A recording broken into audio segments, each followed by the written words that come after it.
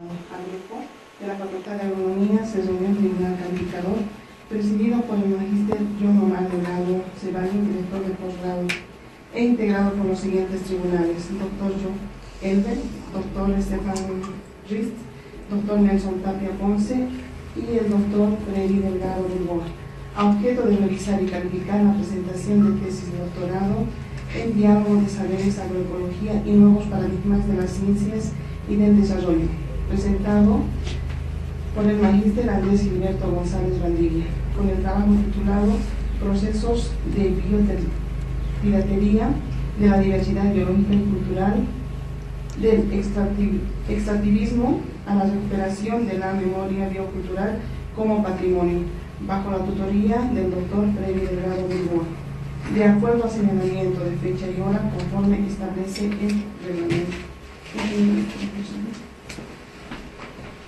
Buenas tardes, señor tribunal. Como entidad encargada de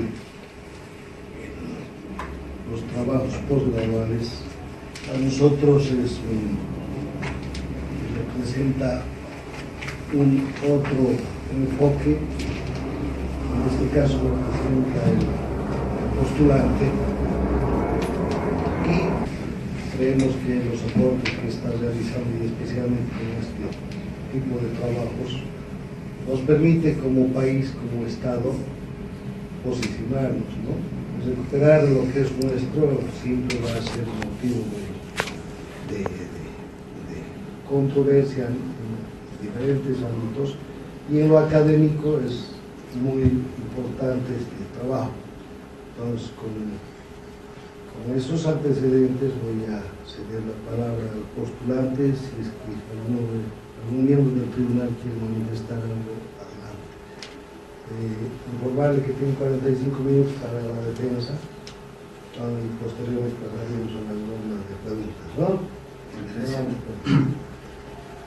Muy buenas tardes, distinguidos miembros del tribunal, amigos que se han dado cita a esta defensa de la tesis doctoral, y el día de hoy me toca exponer un tema que está en boga, un tema que está en debate, un tema que está en una discusión en el mundo entero, y particularmente se considera nuevo, entre comillas, este tema en nuestro país debido a determinada, digamos, dejadez de ciertas instituciones que tienen que vigilar, controlar y fiscalizar este proceso. En ese sentido, el título de la tesis doctoral se denomina Procesos de biopiratería de la diversidad biológica y cultural, del extractivismo a la recuperación de la memoria biocultural como patrimonio. Este tema plantea un objetivo general y también tres objetivos específicos y un objetivo propositivo.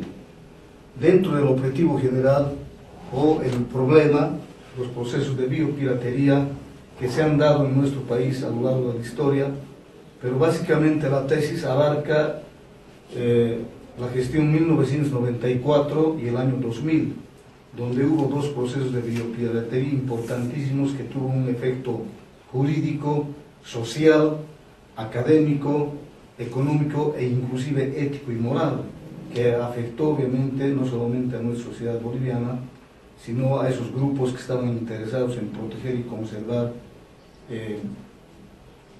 esos productos que habían sido biopirateados, sin obviamente salirnos del doctorado, que era diálogo de saberes, agroecologismos, paradigmas de la ciencia y el desarrollo. De acuerdo al tiempo que tengo para exponer, con esto concluiría la exposición, y estoy presto a escuchar las interrogantes, los cuestionamientos del respetable tribunal. Bueno, muchas gracias por la presentación. Ha sido, creo que un muy buen resumen de qué es el trabajo, que realmente es un trabajo exhaustivo sobre el tema de piratería, que sin duda alguna creo que es un tema que merece mucho más atención y esperamos que con esta tesis realmente va a tener más atención.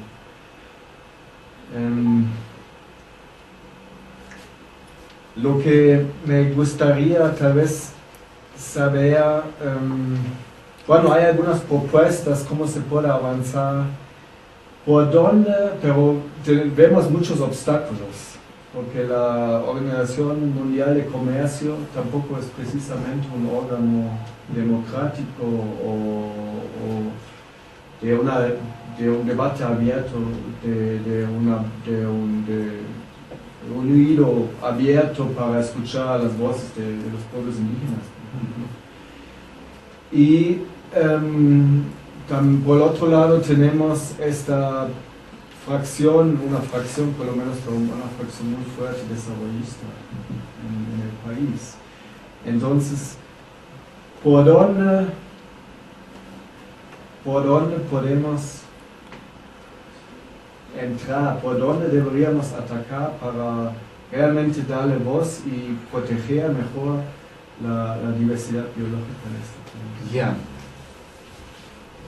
Yo creo que se debe iniciar y se debe consolidar y robustecer mucho más los derechos colectivos. Ahí está el problema. Los derechos colectivos siempre han existido.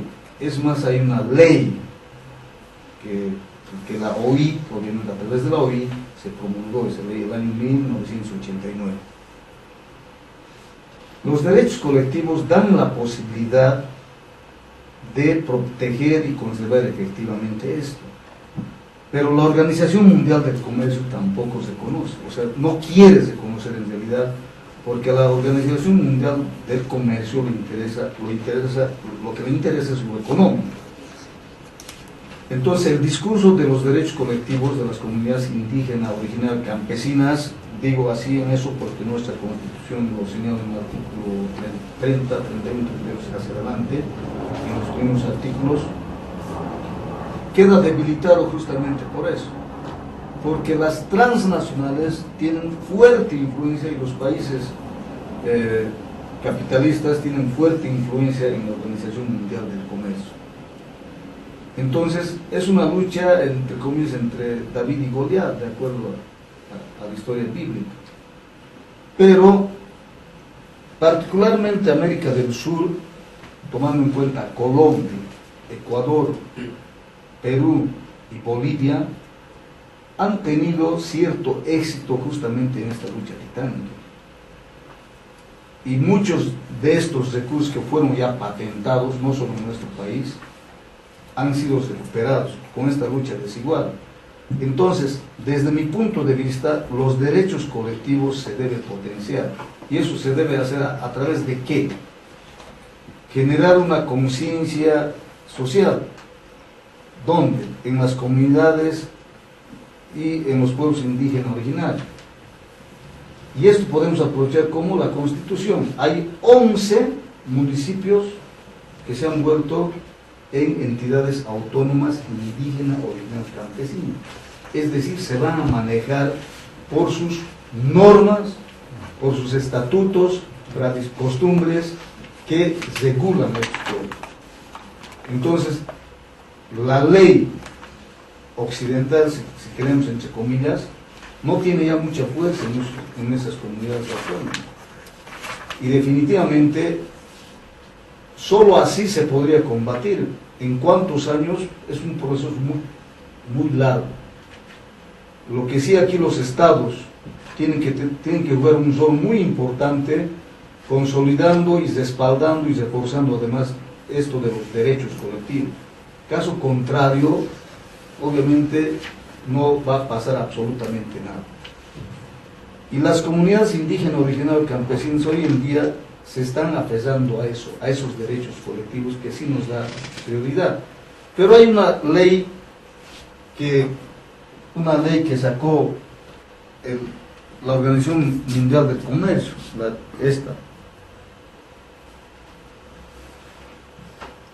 esta ley, que es de propiedad intelectual del comercio, definitivamente contradice la ley de derechos colectivos. o mejor dicho, ese convenio de derechos colectivos. Es el brazo operador justamente de la Organización Mundial del Comercio, y hay dos artículos, el 26 y el 27, donde obliga a los estados que están en la Organización Mundial para que tengan que aplicar las normas que salen. Entonces, en resumen, solo consolidando los derechos colectivos, aplicando efectivamente los derechos colectivos a determinadas instituciones, ministerios del Estado, que tienen que generar recursos para hacer estas políticas públicas. Pero ese ministerio en la actualidad no está robustecido económicamente, porque justamente esta norma hasta el día de hoy no se lo puede regular, ya son varios años, y solamente se va a mover esta norma en el sentido de que se apruebe y promulgue ese decreto supremo. A través del decreto supremo va a poder funcionar esta norma. Mientras tanto, si ustedes leen el contenido de esta ley, voy a hablar de forma muy romántica, es una bella, es una hermosa ley. Es poesía, la verdad, es poesía. ¿Por qué? Porque su contenido, yo he leído varias normas de Chile, de Colombia y de Ecuador, o sea, son leyes para envidiar inclusive, y hecho por bolivianos, por ese caso, por bolivianas, por bolivianos. Lo que está faltando es que se apliquen estas políticas públicas que están insertos en la norma. La Constitución Política del Estado, por ejemplo, acá, para cada tema, siempre señala de que se elaborará, promulgará y publicará una ley respecto a estos temas. Como nunca esta ley toca temas de protección y de conservación de nuestra diversidad biológica y cultural. El año 1967, cuando se promulga la anterior Constitución que ha sido abrogada, apenas son 5 artículos que regularon los recursos naturales, y como bienes, además, como bienes económicos. En cambio esto no. Lo que decía Vandana Shiva le da un sentido de resurgir de la naturaleza, el resurgimiento de la naturaleza. No lo da como un bien ganancial, y es la gran diferencia entre esta Constitución y la otra. El tema es que tiene que aplicarse. Lo paradójico es que nuestras autoridades principales del Estado boliviano son los que más contravienen esta norma, y mucho más las otras leyes primarias y secundarias. Hay leyes generales y específicas. Y respecto a todos estos temas que hemos explicado, sí está regulado, desde mi punto de vista, por 4 normas: la Constitución, la Ley 071, Derechos de la Madre Tierra, la ley esta que les he mostrado, y la ley, lo que ha generado corrupción en los indígenas, en el fondo indígena. Esa norma es de avanzada, pero lamentablemente se ha ido manejando mal. De existir las políticas públicas, sí existen. El tema es que no se está aplicando, porque si se aplicaran, no tuviéramos muchos de esos problemas que hemos ido explicando. Muchas gracias. Licenciado González, me gustaría que nos comente un poco más en relación al objetivo prospectivo, porque es una novedad, si se quiere, en trabajos de investigación científica que tengan un enfoque transdisciplinar. Y aquí también el otro elemento, saliendo un poco de los aspectos técnicos, jurídicos, me gustaría también de que nos muestre de alguna manera cómo, a partir de un abogado, porque su formación es de abogado y ha hecho un doctorado en una facultad de agronomía, aunque en la facultad de agronomía y el doctorado en diálogo de saberes, agroecología y nuevos paradigmas de la ciencia y el desarrollo era transdisciplinar. Por eso teníamos el acceso y la apertura para que participen diferentes profesionales. Hoy día el tema de transdisciplinariedad y de diálogo de saberes es sumamente importante, está reconocida en la ley 300 justamente, el diálogo de saberes, no se lo está aplicando plenamente, pero ¿cómo usted nos puede explicar, uno, nos puede decir algo sobre el objetivo propositivo, y dos, cómo lo ha aplicado en el proceso de investigación la transdisciplinariedad y el diálogo de saberes? Y esto conectado a lo que también usted plantea en el marco teórico, el aspecto de la construcción de puentes epistemológicos, apuntando al pluralismo epistemológico.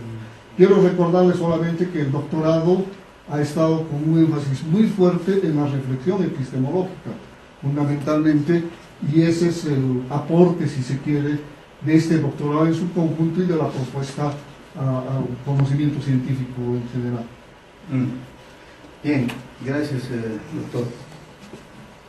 ¿Por qué planteamos esto?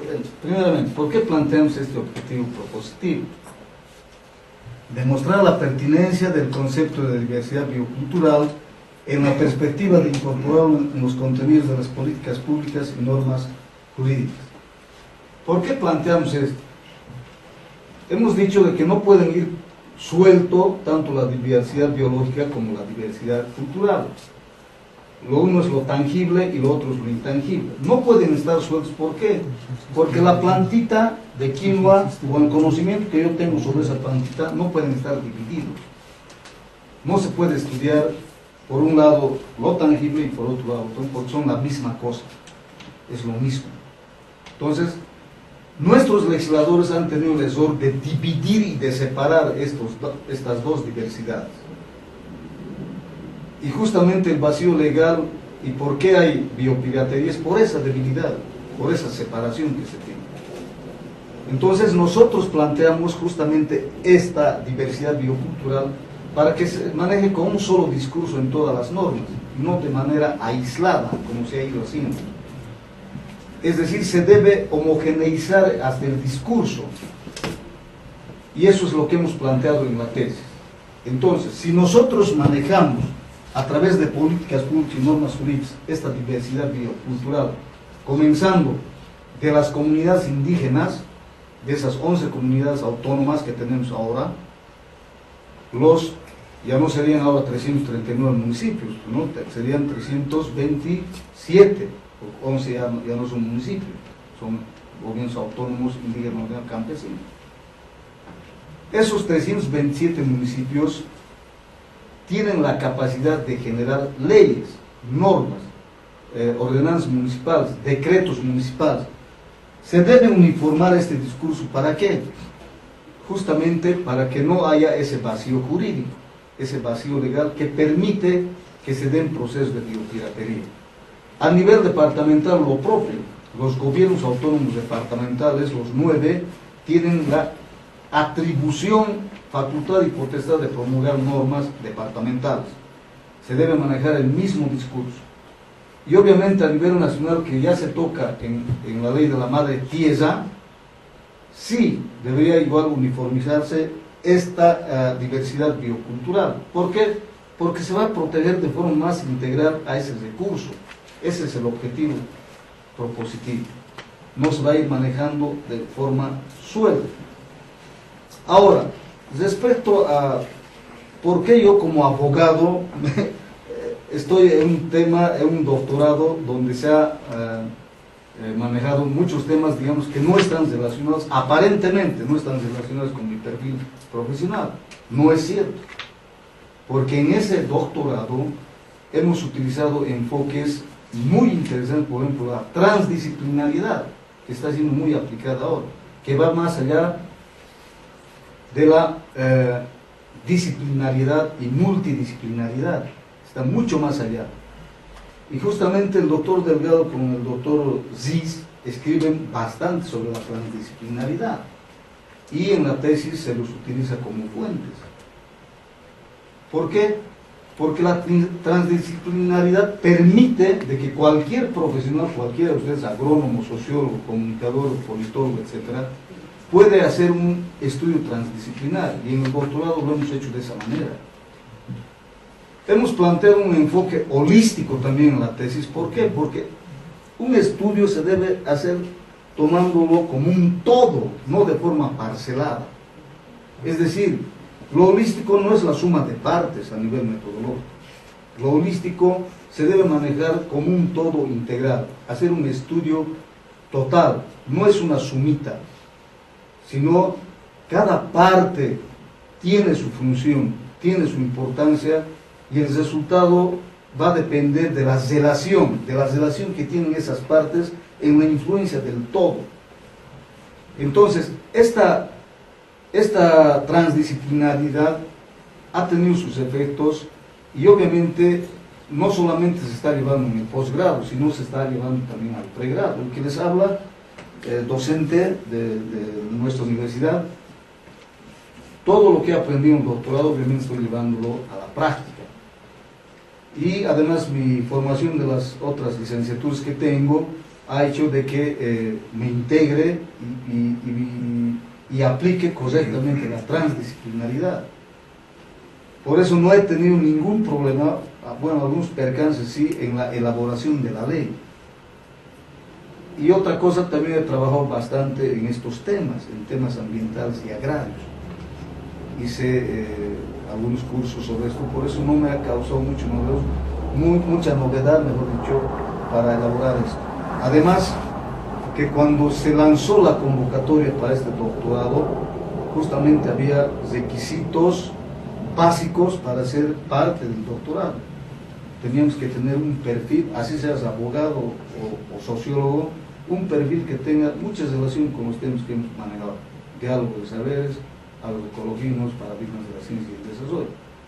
Porque la maestría que hice en educación superior, o sea, me abría las puertas para hacer este doctorado, porque ahí hemos manejado escuelas pedagógicas. Entonces, por eso se justifica porque he hecho una tesis en la Facultad de Agronomía, en el Grupo, y además que los estudiantes de ese doctorado había de todo: pedagogo, abogado, antropólogo, sociólogo, agrónomo. Pocos agrónomos creo eran, la mayoría éramos de otras profesiones, ¿verdad? Sí. Entonces, de esa manera es donde fundamento yo la elaboración de esta tesis. El tema pasa por varios temas, la verdad. Hay un tema estrictamente económico, primero.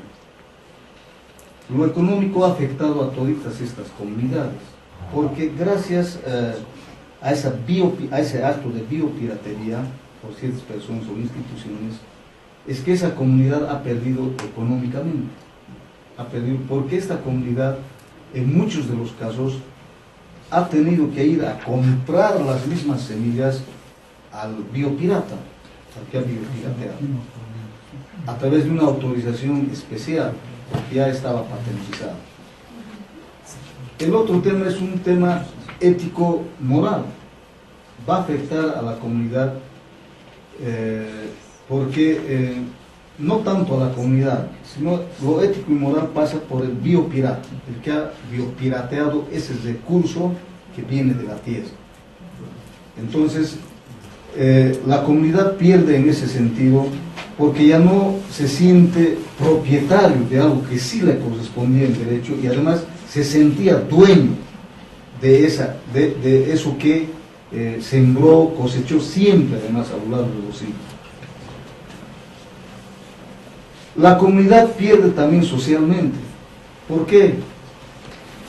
Porque muchas personas de esa comunidad, de esa determinada comunidad donde hubo biopiratería, van alejándose y van cuestionando además a la dirigencia de esa comunidad. Es decir, la comunidad entra en crisis, entra en una crisis política y social, porque se ha afectado a la comunidad y van buscando culpables. Entonces, si bien seguimos sembrando la quinoa o cualquier otro recurso, la comunidad se va a sentir más afectada siempre, hablando en términos económicos, porque estamos hablando de cualquier cantidad de dinero. Y en los reclamos, y de acuerdo a los estudios que hemos hecho, siempre se ha impuesto lo económico, lo ético, lo moral y lo social. Ellos han dicho: esto nos corresponde a nosotros y ustedes no pueden hacer negocio con una cosa que nos correspondía a nosotros, que nos pertenecía. el sentido de pertenencia va a afectar a la comunidad, a las buenas relaciones de la comunidad. Y justamente ahí está el efecto. Inclusive lo económico aquí, lo ético y moral aquí, porque ese sentido de pertenencia ya no lo tienen, saben que han perdido. Y mucho más van a reaccionar porque el Estado, no interesa qué gobierno, el Estado como tal no va a hacer absolutamente nada para proteger esa pérdida de esa pertenencia, de ese recurso, que en definitiva les da vida a ellos, a las comunidades, porque gracias a eso sí vivían, sí se alimentaban. Por ejemplo, el frijol nuña, que es el famoso cupuru, ¿no? En las vías de Ucupiña no comer, ese es el frijol nuña, el cupurito que conocemos. Ese cupuru, eso es lo que nos han biopirateado, por si acaso. En todas las fiestas, en Corpus Christi podemos vender bastantes. Ese cupuru justamente, que era de ellos, que les pertenecía a ellos, está siendo negociado hasta el día de hoy. Y creo que se va a cumplir los 20 años en términos económicos hablando, y la comunidad pierde, definitivamente pierde. Y eso ha generado problemas internos y también pierde el Estado. Porque esa universidad que se ha apropiado, que es una estadounidense, obviamente ha hecho un negocio con esas semillas. Un solo comentario.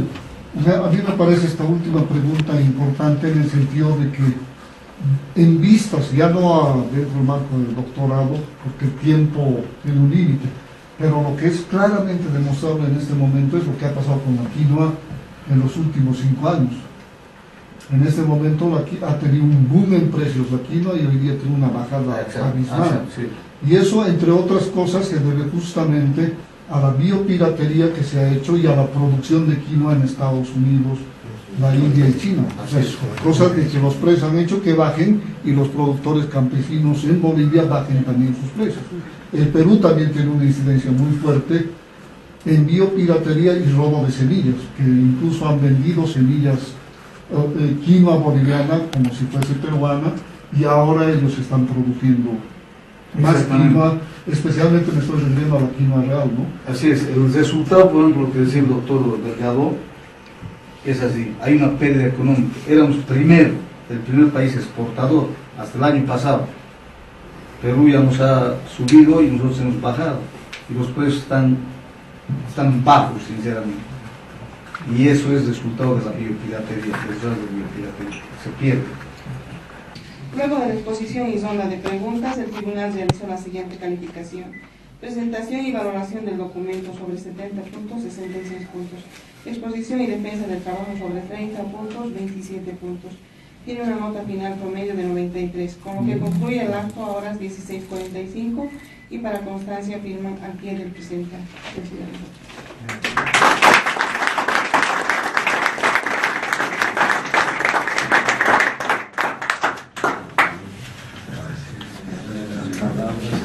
También pues felicidades para el grupo. Este es un momento muy especial, porque en realidad es el primer doctorado que tenemos en la Facultad de Agronomía, y creo casi con certeza es el primer doctorado de la Universidad Mayor de San Simón. Entonces, Made in Bolivia, Made in San Simón, y Made in Facultad de Agronomía. Felicidades.